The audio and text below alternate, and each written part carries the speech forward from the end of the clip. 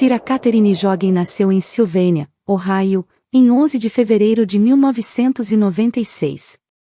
Filha de Sheila Vakil e Keaton Jogen. Apelidada de si pelos amigos e pela família, licenciou-se na Evergreen High School em 2014. Na ocasião da sua morte, estava inscrita no Junior College of Business da Universidade de Toledo, a estudar gestão de recursos humanos e a estagiar na empresa de estampagem de metais do seu tio.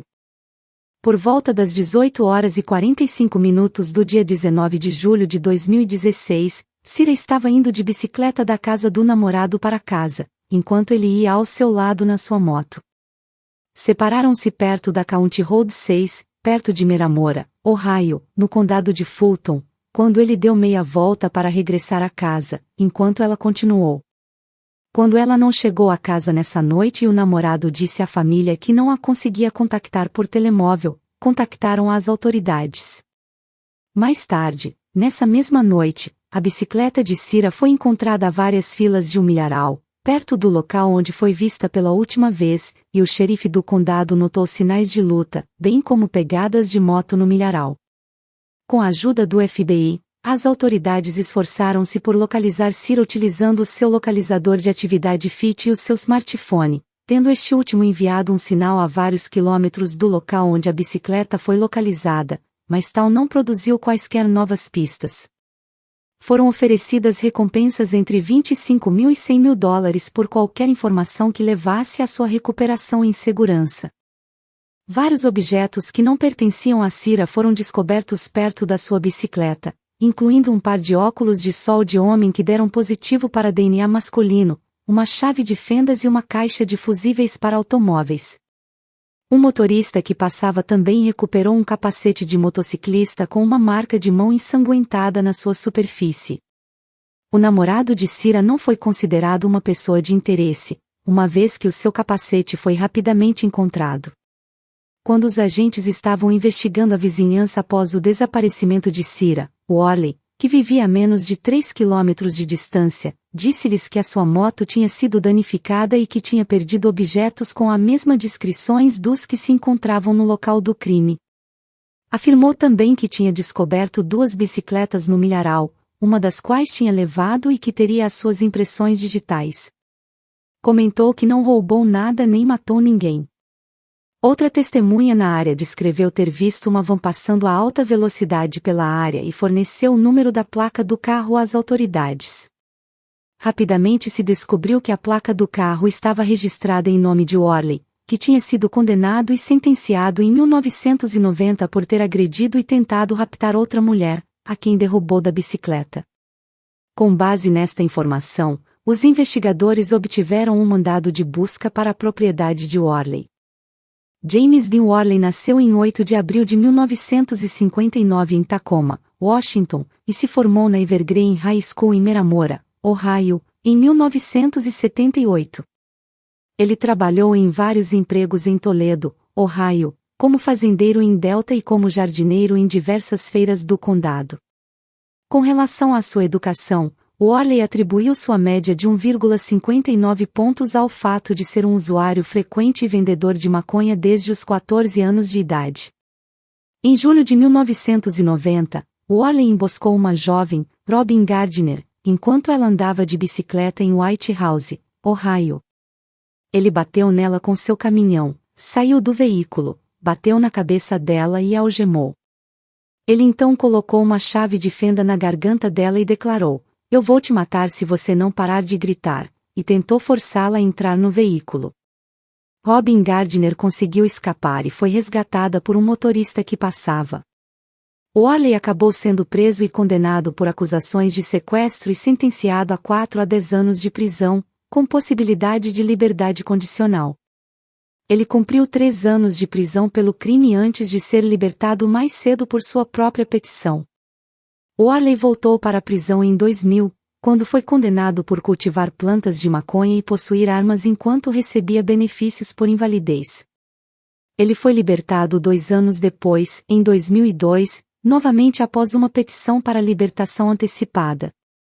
Após sua segunda libertação da prisão, ele abriu um pequeno negócio em sua residência e foi licenciado como transportador de trailers.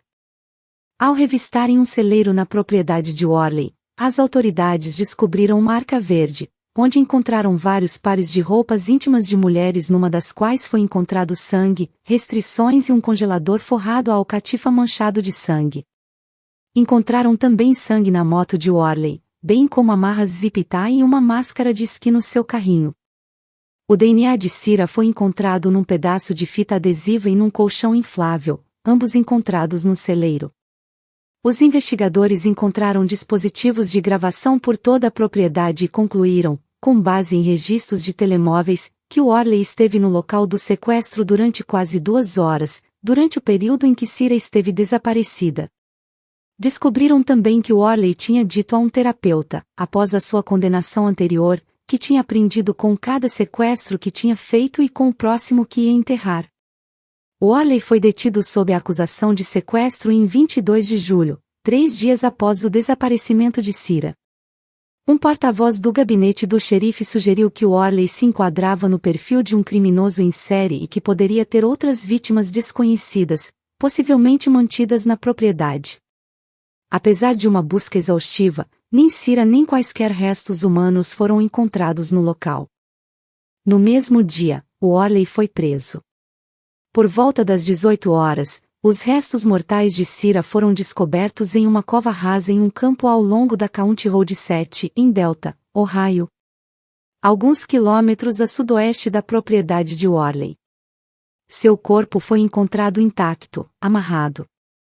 Os pulsos algemados e amarrados aos tornozelos atrás das costas, tinha um grande brinquedo de plástico na boca funcionando como mordaça e usava uma fralda para adultos.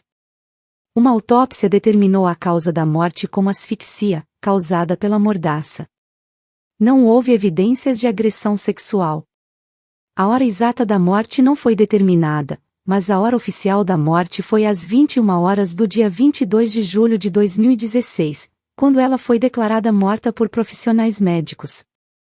Em 16 de agosto de 2016, Worley foi acusado de 19 crimes e foi preso sem fiança. As acusações incluíam homicídio agravado, sequestro, agressão criminosa, adulteração de provas e abuso de cadáver. Na sua acusação, declarou-se inocente de todas as acusações. Os procuradores pediram a pena capital para a acusação de homicídio agravado. Depois de 2 adiamentos, em setembro de 2017 e janeiro de 2018, e de centenas de potenciais jurados terem sido convocados, o julgamento teve início em março de 2018 no Tribunal de Fundamentos Comuns do Condado de Fulton, em Walzion, Ohio, sob a presidência do juiz Jeffrey Robinson. A acusação alegou que Worley tinha visto pornografia até o momento em que o crime foi cometido, tal como evidenciado pelo seu histórico de navegação na internet. Worley emboscou Cira depois de tê-la encontrado na County Road 6, bateu-lhe na cabeça com o capacete da moto, possivelmente deixando-a inconsciente e deixando provas de DNA no capacete e esperou no milharal até escurecer. Durante esse período, telefonou para o seu irmão para lhe dizer que a sua moto tinha quebrado, mas os procuradores alegaram que ele estava ao lado de Cira no milharal quando fez a chamada. Em seguida, regressou de moto à casa, a menos de 8 quilômetros, conduziu o seu carro até ao local do crime durante o qual, uma testemunha reparou que ia em excesso de velocidade. Ele transportou-a para o celeiro da sua residência. Aí deixou algumas das suas roupas manchadas de sangue e agrediu-a fisicamente, amarrou-a e amordaçou-a com um brinquedo de plástico. A certa altura, ela asfixiou-se com a mordaça, o que, segundo o Ministério Público, era a intenção de Worley, uma vez que foi introduzida com força suficiente para quebrar um dente. Worley transportou então o corpo para um milharal perto da sua propriedade, onde o enterrou a cerca de 2 metros de profundidade. Worley negou ter encontrado ou agredido Cira. A sua defesa argumentou que as provas obtidas no celeiro, incluindo a roupa íntima, as algemas e os objetos relacionados com o BDSM, faziam parte de um estúdio de pornografia que Worley tensionava abrir. Worley alegou que tinha deixado para trás o capacete e outras provas encontradas perto da bicicleta de Cira antes do desaparecimento, quando a sua moto quebrou na estrada. Alegaram que, devido à baixa concentração de DNA de Worley no capacete, pode ter sido outra pessoa a usá-lo para agredir Cira. Uma testemunha viu um homem agachado no campo, vestindo calções vermelhos, mas nenhum calção vermelho foi recuperado na propriedade de Worley, e a sua defesa argumentou que, portanto, não poderia ter sido Worley no milharal. Durante o julgamento, a acusação apresentou várias testemunhas, entre as quais Megan Roberts, agente especial da BCI, testemunhou sobre provas físicas recuperadas no local do sequestro, na residência de Worley e no local onde o corpo de Cira foi encontrado, muitas das quais continham o DNA de Worley e de Cira. David Morford, detetive da polícia de Toledo, testemunhou sobre provas digitais, tais como registros de telemóveis que mostravam Worley nas imediações do local do crime durante mais de 2 horas e provas no seu computador doméstico, incluindo pesquisas de pornografia com termos como adolescente amarrada, estuprada, presa e indefesa. Robin Gardner, uma das vítimas de Worley, testemunhou que, em julho de 1990, Worley atropelou-a com a sua van, encostou-lhe uma chave de fendas ao pescoço e ameaçou matá-la se ela não viesse com ele, um crime pelo qual foi condenado a uma pena de 4 a 10 anos de prisão, mas apenas cumpriu 3, antes de ser libertado. A equipe de defesa de Worley apresentou várias testemunhas, 2 das quais eram seus amigos de longa data. A primeira reconheceu, sob interrogatório, que o capacete encontrado na County Road 6 na noite do sequestro de Cira era o mesmo que tinha comprado para Worley vários anos antes. A segunda testemunha declarou, sob interrogatório, que ele e Worley fumavam maconha e viam pornografia juntos. A certa altura, Worley referiu que queria abrir um estúdio de pornografia no seu celeiro, onde, na época, estava secando plantas de maconha. Afirmou também que Worley tinha problemas elétricos com a sua moto, mas que esta nunca o deixava encalhado. As alegações finais do julgamento foram concluídas em 26 de março de 2018, e as deliberações do júri começaram no mesmo dia. Em 28 de março de 2018, Worley foi considerado culpado de 17 das 19 acusações originais, incluindo homicídio agravado. Depois dos jurados terem deliberado durante menos de 6 horas. As diretrizes de condenação do júri em Ohio exigiam que os jurados decidissem se os fatores atenuantes que se sobrepunham ao caso de Worley justificavam uma pena de prisão perpétua ou se os fatores agravantes que se sobrepunham justificavam uma pena de morte. A defesa de Worley argumentou a favor da pena de prisão perpétua, descrevendo-o como um homem afetado. O psicólogo criminal Dr. John Fabian, uma testemunha da defesa, sugeriu que o ataque foi motivado por sadismo sexual ligado a um distúrbio fetichista. Afirmou que Worley tinha vários problemas de saúde mental e que lhe tinha sido diagnosticado com um distúrbio de parafilia sexual. A defesa de Worley, durante as suas alegações finais, sugeriu que Worley poderia ter tido um cúmplice não identificado e uma relação incestuosa com a sua mãe antes da morte dela. A acusação rejeitou ambas as alegações, afirmando que a sepultura foi escavada à pressa, exigindo apenas uma pessoa, e que havia poucas provas de uma relação imprópria entre Worley e a sua mãe. A acusação argumentou que, como Worley teve uma educação mediana e sabia a diferença entre o certo e o errado, os fatores agravantes dos seus crimes compensavam quaisquer perturbações que pudesse ter. Durante o segundo dia de testemunhas na fase de julgamento, o Ministério Público apresentou gravações áudio entre a irmã de Worley e um detetive privado. Esta referiu que Worley era suspeito de ter matado uma prostituta em 2000, mas nunca foi acusado porque não foram encontrados restos mortais, bem como uma outra mulher na década de 1970, que Worley descreveu como o amor da sua vida, mas que não foi identificada e poderia ainda estar viva na altura da entrevista. Antes da sentença, Worley fez uma declaração de 45 minutos, descrita pelo The Blade como incoerente e desconexa, na qual afirmou acreditar que outra pessoa raptou e assassinou Cira, deixando provas para o incriminar. Os membros da galeria ficaram perturbados durante o depoimento e abandonaram a sala de audiência depois dele ter descrito Cira como uma moça bonita. O júri recomendou a pena capital, que o juiz Robinson confirmou em 16 de abril de 2018, declarando: se eu achasse que havia uma hipótese de bola de neve no inferno de que estivesses inocente, estarias a olhar para uma sentença de prisão perpétua. Além disso, o Worley foi condenado a 11 anos de prisão por sequestro, 8 anos por agressão criminosa, 11 meses por posse de ferramentas criminosas e 36 meses cada por adulteração de provas e posse de armas sob incapacidade. Desde 19 de abril de 2018, o Worley é mantido no corredor da morte na instituição correcional de Chillicothe como recluso número A743593. A sua data de execução, originalmente marcada para 3 de junho de 2019, foi adiada em junho de 2018 e novamente em agosto de 2018 devido a recursos. Em julho de 2020, os advogados de Worley apresentaram uma moção ao Supremo Tribunal de Ohio para anular sua condenação original e conceder-lhe um novo julgamento, citando a alegada falha do governo em provar vários aspectos das acusações, as doenças mentais de Worley, advogado incompetente e várias alegadas violações do júri e regras probatórias. Argumentaram que o júri do julgamento de 2016 estava contaminado devido à natureza unida da comunidade, que os potenciais jurados estavam familiarizados com Worley, a família Joggins ou o próprio caso, o que impossibilitou um julgamento justo. O recurso foi negado pelo tribunal e a data de execução de Worley foi fixada para 20 de maio de 2025. O funeral de Cira foi no dia 28 de julho de 2016, na igreja Christ the Word, em Sylvania, Ohio, e os seus restos mortais foram enterrados no cemitério de Amboy Township, perto de Meramora, Ohio. Após a detenção de Worley, os residentes da comunidade organizaram uma caminhada memorial Take Back the Roads em honra de Cira, que teve lugar ao longo da estrada onde a sua bicicleta foi encontrada.